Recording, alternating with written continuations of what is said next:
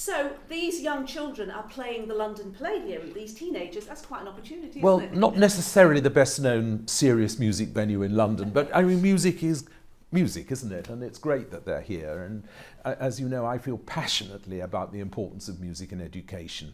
And never has there been a moment where the arts are more important in schools. And this is a little way of saying, look, it's the stage of the London Palladium, play music. Why is it important for young people to have a go on a violin, to have a go on a viola or a trombone? Well, it isn't about turning them into musicians. I mean, it's great if they do become musicians, of course, but it's not actually about that. It's about empowering them.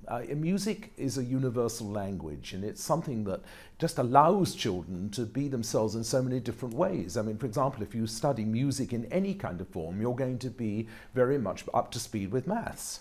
I mean, there are many other areas. Music, I mean, some of the schools that we have this idea rolled out into, in one of them, and don't ask me that how this could be, but there are 46 different languages spoken. I mean, I didn't know there were 46 different languages, but apparently there are. And of course, music is the common denominator. And I think, and I know I'm not alone in feeling this, that every penny that we spend on music and the arts in schools comes back tons of times over. You know, you think of the Brit School who produced Adele and Amy Winehouse, and they've had now their sixth form grant cut. You'd say, what is this government doing? I say it is a worrying time for those involved in music, and a lot of people have been saying for a long time that there are fewer kids doing GCSEs in music and art, and same with A-level. In the arts generally. And it's ridiculous because it's only about sort of hitting artificial targets that are about so-called academic achievement. Achievement for children is about being all round, and the whole thing about the arts is that it brings children out of themselves. And it's not just music, it's the whole spectrum, of course. But I feel passionately about music. I know when I see the reaction of young children in School of Rock, where just the kids are playing rock music. I mean, okay, it's not like we're going to hear tonight, but it's music. And I and along with my brother, we both feel very, very passionate about this. And it's a small way I can put something back into something I really believe in and has been very good to me. I mean, I think about in Britain, there are lots of concerns about fewer children getting access to playing instruments and exploring the arts. Unfortunately, not every region has an Andrew Lloyd Webber. How can we address this? Well, the one thing I do say is that two people who have been lucky enough to have been successful in music or the theatre or in the arts in general, I do think it's important to put something back. I mean, one of the things that concerns me hugely is in the theatre, the lack of diversity that we get because of the fact that the stage schools are expensive to go to. My foundation tries in another way to address that, but it's a small amount that we can do. We can't do it alone, but it's wrong because you tend, therefore, to get children from a background where there is money. And therefore our actors and the people who I tend to see often for auditions, they come from a limited background. This is wrong. Once upon a time, when I was a kid, the Royal College of Music was free. I mean, it's nonsense that it's not. What's the answer? The answer is for the government to realise, and it's not a political point, this is for politicians to realise, I'll say it again, the answer is for politicians to realise that every penny you spend on the arts comes back many, many fold. It isn't necessarily about turning people into musicians or artists or theatre performers, but it's just the empowering force that music can bring to kids, and it lets them be free, and it liberates them. It goes across all languages, all frontiers, and also is an incredible asset in helping behaviour. I cannot put it more strongly. I suppose local authorities might say we've got to make a very difficult judgment. We can't afford that individual music tuition. We've got to put money into other things. Indeed. I mean, I know that there will be an argument about sports, and we know that schools have been selling off their playing fields, and it's absurd too. But we did see that when money was invested in sports, what happened at the Olympics. And I think we can see that if we invest in music, if we invest in theatre, if we invest in the arts in general, it comes back. This is the one thing that Britain has always historically been very, very strong. We are now really no longer a manufacturing country. We are a country that exports talent.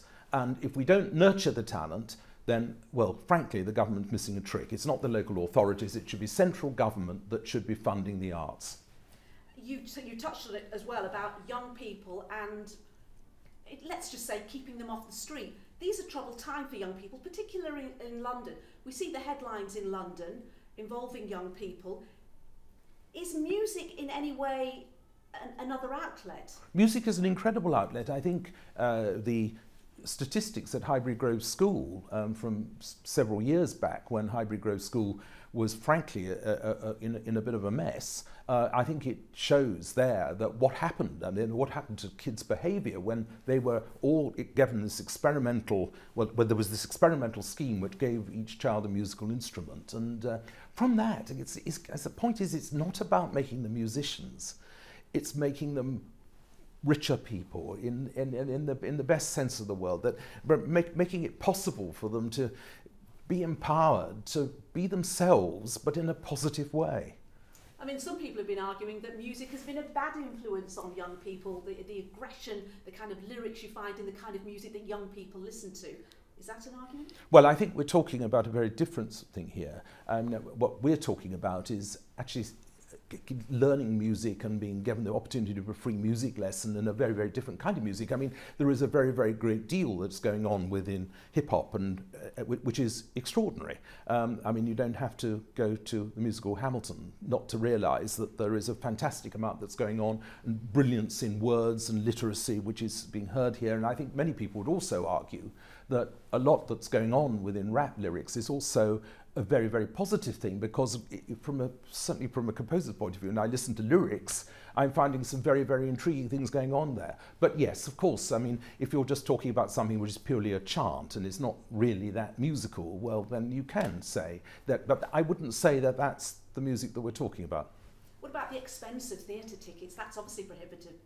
Well, this is something that we go over time and time again. I mean, theatre tickets in Britain are in fact not that expensive. I mean, if you think that the average theatre ticket on Broadway is $200, $150 is quite a cheap ticket for Broadway now, and Broadway doesn't have to absorb 20% VAT.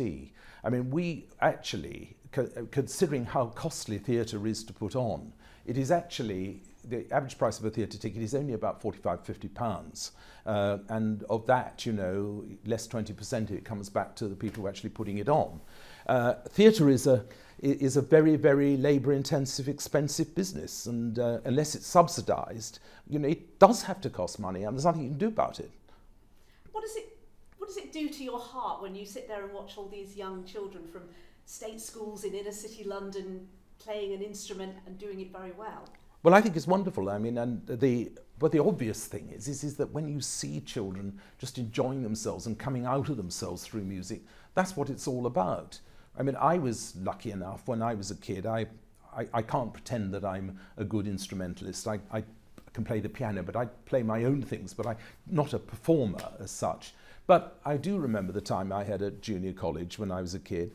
I remember what it allowed my brother to do, of course, who went on to be, you know, a very, very leading concert cellist. And I know that if my parents wouldn't have really been able to have afforded for us to have studied music in the way that we did, had it not been for the junior college at the Royal College of Music. And okay, I mean, I've been very lucky, and I just feel it's absolutely vital. I mean, for example, Elton John puts back a great deal through the Royal Academy of Music. I know he would share my view that through music, you know, we empower kids, and it isn't necessarily about turning them into musicians. It's about empowering them in life in general. Is music in schools facing an existential crisis right now? Well, I feel that the great problem is that the government doesn't really realise what a false economy it is to marginalise the arts in schools. I don't think they quite understand just how much comes back, because it's not necessarily that easy to quantify, except that it is rather easy to quantify if you look at the Brit School, and if you look at what Adele has brought into the Exchequer, or you would look at what Amy Winehouse has brought into the Exchequer, then you say, I think I ought to really be encouraging the place that did that. And what happens? No, their grant's cut. So the sixth form grant, the grant of the Brit School has been cut. Is that sensible? Is that sound economics? It is so ludicrous that you almost want to sort of scream or take this grass and crush it. You know, how could anybody be so stupid? Sitting on the Lords, can you bring any influence in? Well, I'm no longer a member of the House of Lords. Okay. It's the e-back, isn't it, that people say? It's the introduction of the English. Well, I'm getting out of my home turf now. Okay, fine. Okay, that's okay. Yeah. I'm not a politician. Where does it go from here? At the moment, I think there's 11 schools in London that are supported by your Music and Secondary School Trust. How can it grow? My feeling is that really what has to happen is that everybody who has a like mind, not just in music but in the arts in general, has got to come together. I think what tends to happen is that you have, say, my initiative, and then you have other people with initiatives, and I sometimes don't think that they necessarily join up. I think that's the trouble with charities, that sometimes you get lots of them all doing exactly the same thing. And one of the things that I really want to try and do now is to see whether we can get somebody to take an overview now and bring us all together. But most of all, I mean, it's got to be somebody who has the time and has the ability. I'm not a politician, so I'm not the person to do this. But we need to have somebody who can represent to government. It's not a party political point, this. It's to represent to government how important it is to spend on arts and education, the arts.